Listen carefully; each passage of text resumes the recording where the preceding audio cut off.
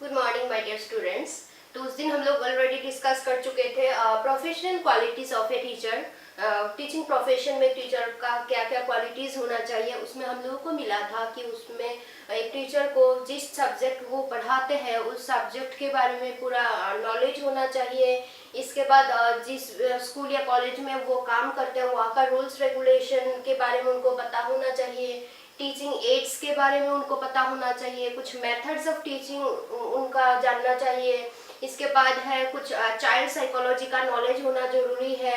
ये सारा points professional qualities में हम लोगों को मिला था।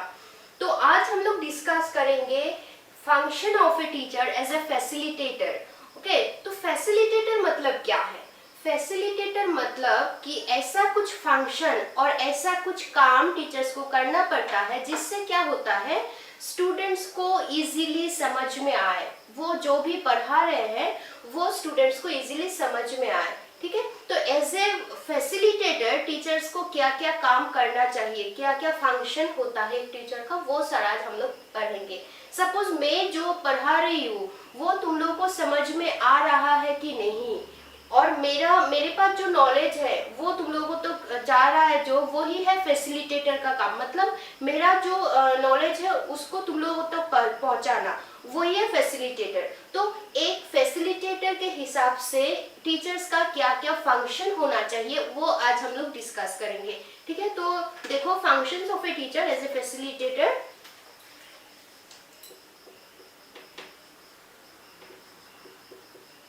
functions of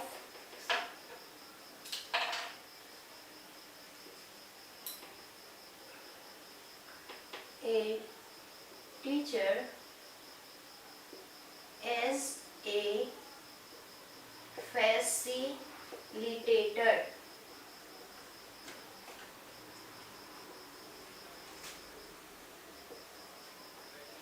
तो एज ए फैसिलिटेटर टीचर्स का फर्स्ट फंक्शन होना चाहिए, देखो the teacher should have everything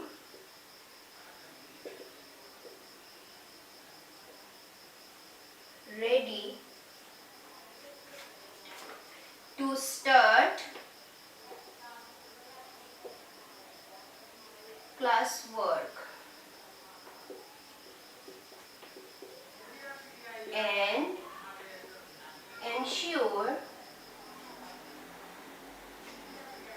that every child pays attention। Every child pays attention। तो फर्स्ट पॉइंट में एज ए फैसिलिटेटर एक टीचर को क्या करना चाहिए, देखो the teacher should have everything ready to start class work and ensure that every child pays attention. तो अगर मैं जो पढ़ा रही हूँ, अगर तुम लोगों को वो समझना है तो उसके लिए क्या करना पड़ेगा, मैं पहले अच्छे से प्रिपेयर होना पड़ेगा उस चीज के लिए। सपोज मैं आज क्लास में क्या पढ़ाऊंगी, मैं आके अगर ये डिसाइड करूँ कि मुझे ये नहीं ये पढ़ाना है, नहीं नहीं ये पढ़ाना है, मैं अगर ऐसे करूंगी तो क्या होगा, तुम लोगों को लगेगा मेसी ये कंफ्यूजन में है, मैम को ही पता नहीं क्या पढ़ाना है, मैम को नहीं पता। तो ये सारा हो जाने से क्या होता है, वो क्लास कभी भी वो नहीं होता है कि समझ में तुम लोग को नहीं आएगा, ऐसा हो जाता है। लेकिन एक टीचर का मेन फंक्शन क्या होता है, वो पहले ही सब कुछ रेडी रखे। एक क्लास वर्क या क्लास शुरू करने से पहले सब कुछ रेडी रखे कि मुझे आज क्लास में जाके ये करना है, आज नोट्स देना है, कल एग्जाम देना है। तो सारा सब कुछ क्या करना है, उनको रेडी रखना है कि आज मुझे यहाँ तक ये टॉपिक पढ़ाना है, इसके बाद स्टूडेंट्स को पूछना है। तो ये जितना भी है वो सारा पहले ही क्या करना है, रेडी रखना है। ताकि और क्या देखना चाहिए, ये भी देखना चाहिए कि वो जो पढ़ा रही है उसमें स्टूडेंट्स अटेंशन दे रहे हैं। क्योंकि जब तुम लोग अटेंशन नहीं दोगे, इंटरेस्टेड नहीं रहोगे क्लास में, तो कभी भी तुम लोगों को वो चीज समझ में नहीं आएगा। मैं जो पढ़ा रही हूँ अगर तुम लोगों को उसमें ध्यान नहीं है, इंटरेस्ट नहीं है, तो क्या होगा, वो चीज तुम लोगों को समझ में नहीं आएगा। तो इसीलिए एज ए फैसिलिटेटर एक टीचर को क्या करना चाहिए, पहले अपना क्लास को पूरा रेडी रखना चाहिए। उसके बाद देखना है कि वो जो पढ़ा रहे हैं उसमें स्टूडेंट अटेंशन दे रहा है, उसमें इंटरेस्टेड है स्टूडेंट, तो ही हम लोग जान पाएंगे कि तुम लोग उस चीज में इंटरेस्टेड हो कि नहीं। ठीक है, सपोज जब मैं पढ़ाऊंगी या जब मैं पढ़ाती हूँ, अगर तुम लोग कुछ पूछते हो कि मुझे मैम ये समझ में नहीं आया, मुझे इसमें कंफ्यूजन है, या वो मुझे समझ में आया, अगर तुम लोग ये कुछ भी मतलब वो देते हो, रिप्लाई करते हो या कुछ भी बोलते हो, तब हम लोग को क्या लगता है कि शायद ही उसको समझ में आया या वो अटेंशन दे रहा है, क्योंकि उसको पता है मैं क्या पढ़ा रही हूँ, या उस टॉपिक में उसको कंफ्यूजन है, उसको समझ में नहीं आ रहा है। तो ये सारा हम लोग को पता चलता है। ये स्टूडेंट्स जब हम लोग को क्या करता है, मतलब ये सारा रिप्लाई या कमेंट करते हैं। ठीक है, क्लास में है, जब हम लोग फेस टू फेस क्लासरूम में होते हैं, अगर हम लोग कुछ पढ़ा रहे हैं और तुम लोग पूछ रहे हो कि मैम मुझे ये समझ में नहीं आया और ये मुझे समझ में आया, जो भी बोलते हो, मतलब क्या, एक कन्वर्सेशन से हम लोग को पता चलता है कि उस स्टूडेंट्स को समझ में आ रहा है वो चीज और वो अटेंशन दे रहा है क्लास में। तो एज ए फैसिलिटेटर टीचर को ये पता चलना चाहिए कि स्टूडेंट्स उसमें अटेंशन दे रहा है और वो जो पढ़ा रहे हैं वो उसमें स्टूडेंट्स को मतलब फायदा हो रहा है, अटेंशन दे रहा है और समझ में भी आ रहा है। तो ये गया first main function. Okay, second function में है द टीचर। मैं बार बार द टीचर नहीं बोलूंगी, मैं ही लिख रही हूँ, तुम लोग समझ लेना, ही मतलब the teacher. He should make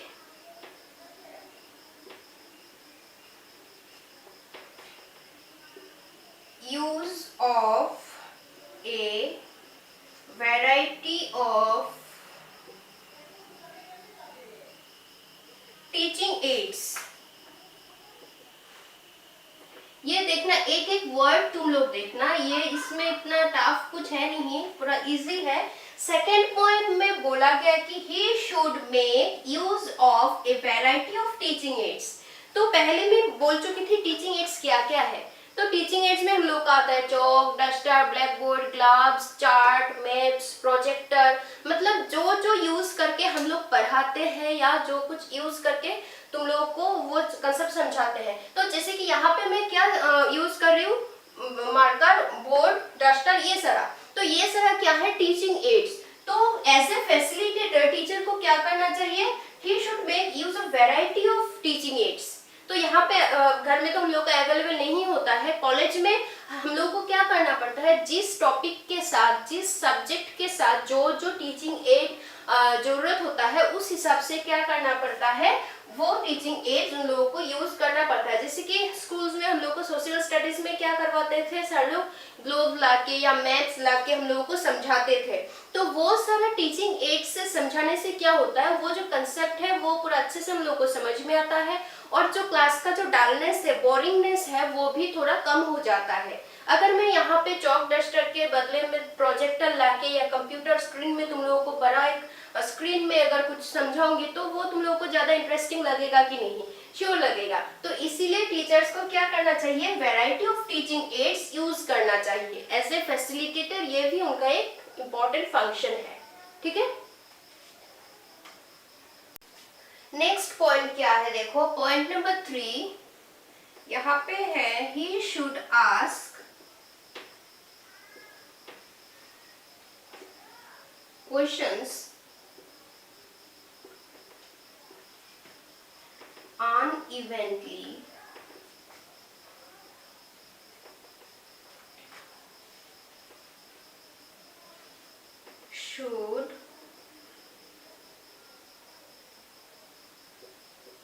should not repeat them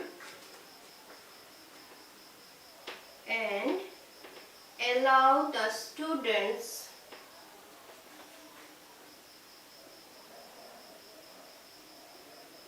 to take time to take their time in answering them, in answering them।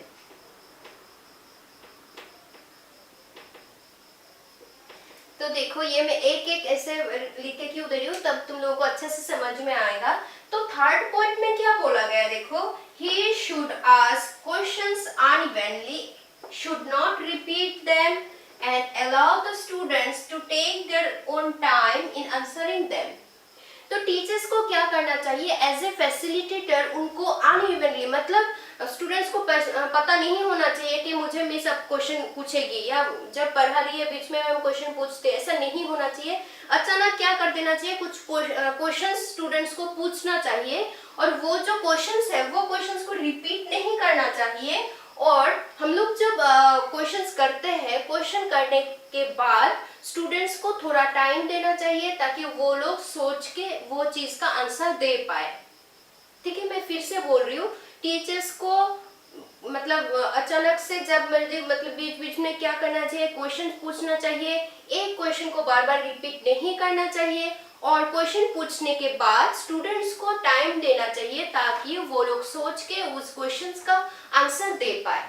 ठीक है, नहीं तो क्या होता है, सपोज मैं तुम लोगों को कुछ क्वेश्चन पूछी हो कि सपोज व्हाट इज एजुकेशन, और एक सेकंड के बाद ही मैंने तुम लोगों को पूरा डांटना शुरू कर दिया, हाँ तुम लोग को ये पता नहीं है, वो एजुकेशन के बारे में पूरा क्लास लेके है, मैं बहुत कुछ डांटने के बाद मुझे पता चला अरे मैंने तो वो आंसर देने के लिए उन लोगों को टाइम ही नहीं दिया। ऐसा नहीं होना चाहिए। हम लोग क्वेश्चन पूछने के बाद स्टूडेंट्स को सोचने के लिए थोड़ा टाइम देना चाहिए ताकि वो लोग सोच के वो आंसर दे पाए।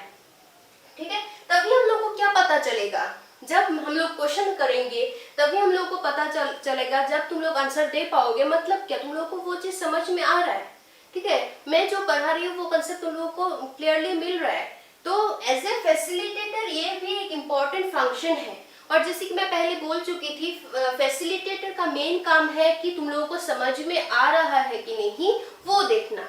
तो वो चीज हम लोगों को कैसे पता चलेगा कि तुम लोगों को समझ में आ रहा है नहीं, तो जैसे कि हम लोग क्वेश्चंस पूछेंगे बीच बीच में, एग्जाम्स लेंगे, तो वो सारा करने से हम लोग को पता चलेगा कि हम लोग जो पढ़ा रहे हैं वो तुम लोगों को अच्छे से समझ में आ रहा है।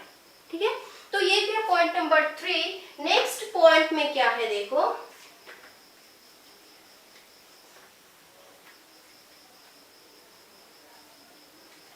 मैं पूरा मिटा रही हूँ। ठीक है,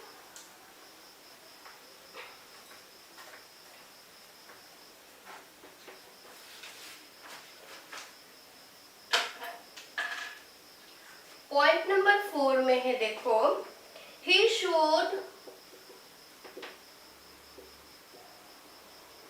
encourage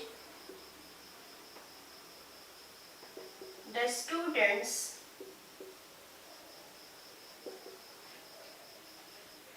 to answer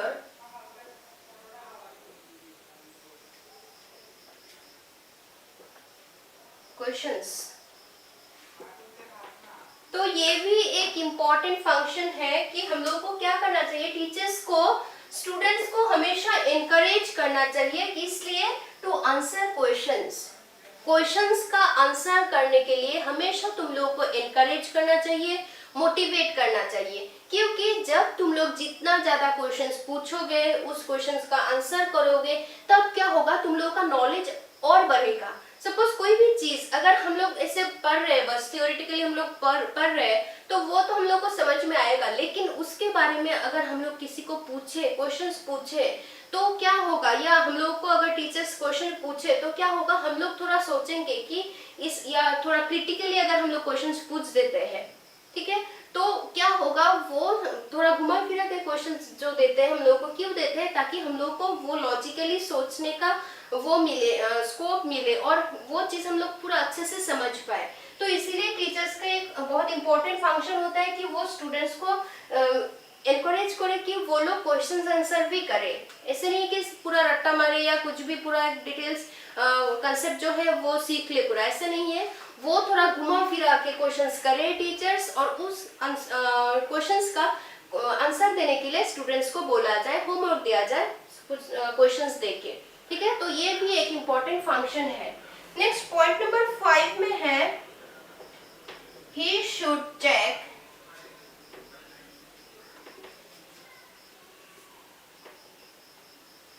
the written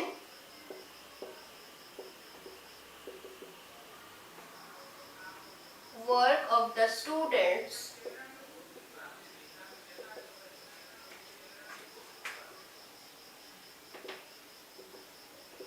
carefully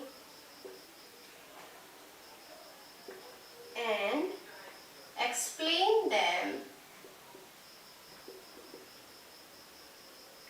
about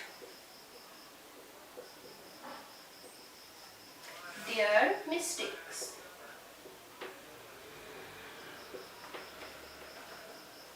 तो एज ए फैसिलिटेटर टीचर्स को क्या करना चाहिए, देखो, he should check the written work of the students carefully and explain them about their mistakes.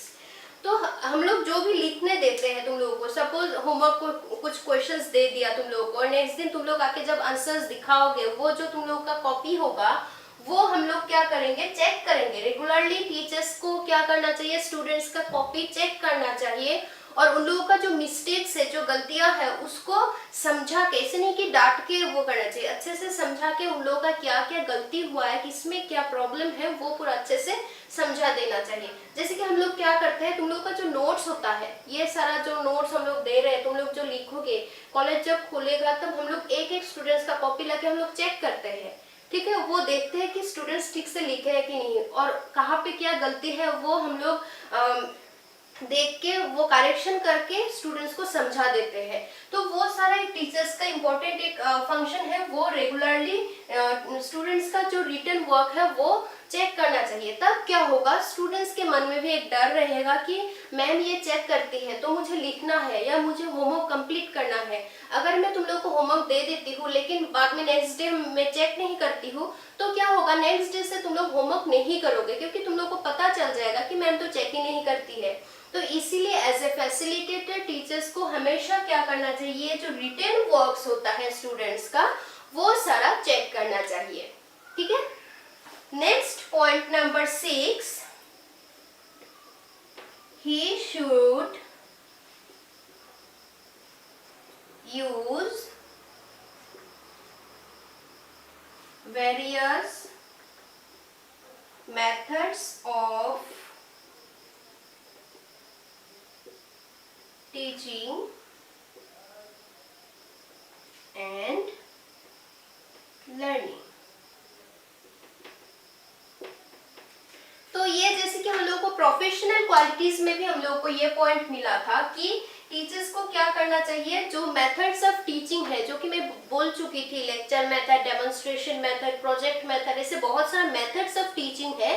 तो टीचर्स को क्या करना चाहिए, वो अलग अलग मेथड्स, टीचिंग लर्निंग का जो मेथड्स है वो अलग अलग मेथड्स यूज करना चाहिए। ताकि क्या होता है, मैं एग्जांपल देती हूँ, देखो, सपोज मैं हमेशा तुम लोगों के सामने आगे ऐसे लेक्चर देते रहूंगी तो क्या होगा, तुम लोगों को क्लास में बोर लग जाएगा। मेरा क्लास में हो तो ठीक है, 2-3 दिन ठीक लेक्चर सुने, इसके बाद तुम लोग को इतना इंटरेस्टिंग नहीं लगेगा। इसीलिए हम लोग क्या करते हैं, कॉलेज में जब क्लास होता है फेस टू फेस, तब हम लोग क्या करते हैं, एक दिन सपोज ऐसे नोट्स दे दिया, सेकेंड डे हम लोग लेक्चर दे देते हैं, थर्ड डे एग्जाम ले लेते हैं, एक दिन सेमिनार ले लेते हैं। तो ये सारा जो मेथड्स है, ये सारा यूज करके जब एक टीचर पढ़ाता है तो क्या होता है, स्टूडेंट्स इंटरेस्टेड भी रहता है और जो भी टीचर्स पढ़ाते हैं उसको समझने में उन लोगों के लिए इजी होता है, ठीक है। इसीलिए एज ए फैसिलिटेटर एक टीचर का ये भी फंक्शन है कि वो क्या करे, अलग अलग जो टीचिंग मेथड्स है वो सारा यूज करे, ठीक है। नेक्स्ट पॉइंट क्या है, देखो, नेक्स्ट पॉइंट है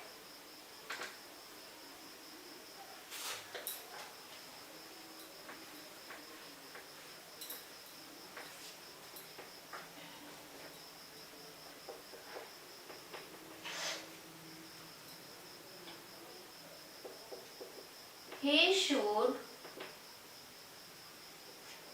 explain the errors of students individually rather than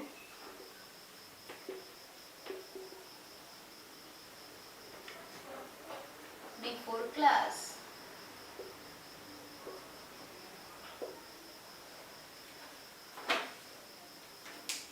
तो यहाँ पे क्या बोला गया कि टीचर्स को क्या करना चाहिए, स्टूडेंट्स का जो एरर्स होते हैं वो इंडिविजुअली एक एक को जाके क्या करना चाहिए, वो एरर्स देखना चाहिए, चेक करना है और किसको किस में प्रॉब्लम है वो देख के उस हिसाब से उन लोगों को समझाना होता है। ये क्लास के पहले ही करना चाहिए कि इंडिविजुअली स्टूडेंट्स को जाके देखे कि किसका क्या प्रॉब्लम है, ठीक है। एज ए ग्रुप देखो सबका प्रॉब्लम सेम नहीं होता है, ऐसा नहीं है कि हम लोग पूरा क्लास में जाके बोलते कि तुम लोगों का ये प्रॉब्लम है, ये सारा सॉल्व करो, ऐसा नहीं होना चाहिए। एक टीचर को एज ए फैसिलिटेटर इंडिविजुअली एक एक स्टूडेंट्स के पास जाके देखना है कि किसका क्या प्रॉब्लम है, क्योंकि देखो इंडिविजुअल डिफरेंसेस है, सब इक्वल नहीं है, इसीलिए सबका प्रॉब्लम भी सेम नहीं होता है। तो किसका क्या प्रॉब्लम है वो देख के अकॉर्डिंगली उस हिसाब से टीचर्स को मेजर्स लेना है कि उस प्रॉब्लम को कैसे सॉल्व करें और उन लोगों को कैसे इम्प्रूव करें, ठीक है। तो एज ए फैसिलिटेटर ये सारा क्वालिटीज, ये सारा फंक्शंस एक टीचर्स को करना चाहिए ताकि वो जो पढ़ा रहे हैं वो क्लास पूरा अच्छे से स्टूडेंट्स को समझ में आए, कोई कंफ्यूजन ना हो और क्लास में एक ऐसा एनवायरनमेंट क्रिएट कर पाए कि सभी स्टूडेंट्स को इजीली वो चीज समझ में आ रहा है, ठीक है। तो वो अटेंशन दे रहे हैं, इंटरेस्टेड है, वो सारा पॉइंट्स भी ख्याल रखना चाहिए टीचर्स को। तो वो सारा ध्यान दे के जब एक टीचर क्या करता है, अपना क्लास लेता है, तब भी क्या होता है पूरा कंसेप्ट क्लियर करके वो समझा पाते हैं। और एक इम्पॉर्टेंट बात ये यहाँ पे नहीं है, तो एज ए फैसिलिटेटर टीचर्स को क्या करना चाहिए, हमेशा अपना जो लेक्चर है, अपना जो टॉपिक है वो जितना हो सके उतना इजी लैंग्वेज में समझाना चाहिए और डे टू डे लाइफ में जो होता है उसका एग्जांपल लेके अगर हम लोग समझाएंगे तो क्या होता है स्टूडेंट्स को वो चीज इजीली समझ में आता है। ज्यादा क्रिटिकल या कोई भी इतना हाईफाई वो तरीके से नहीं पढ़ाना चाहिए कि स्टूडेंट्स को समझ में नहीं आए, ठीक है।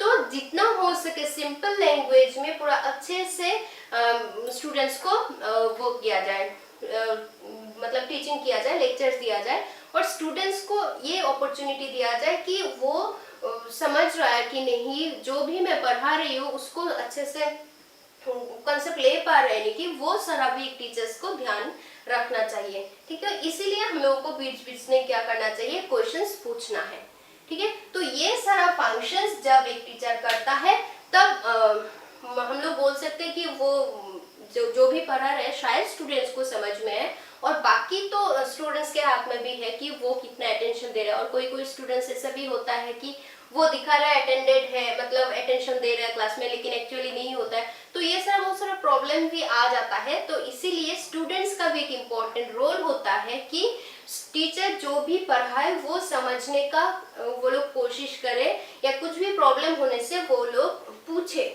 सपोज मैं जो भी पढ़ाती हूँ, तुम लोग अगर उसमें कुछ प्रॉब्लम तुम लोग को मिलता है, अगर समझने में कुछ भी प्रॉब्लम होता है, तो अगर तुम लोग नहीं बोलोगे तो मुझे तो पता ही नहीं चलेगा कि किसको क्या प्रॉब्लम है।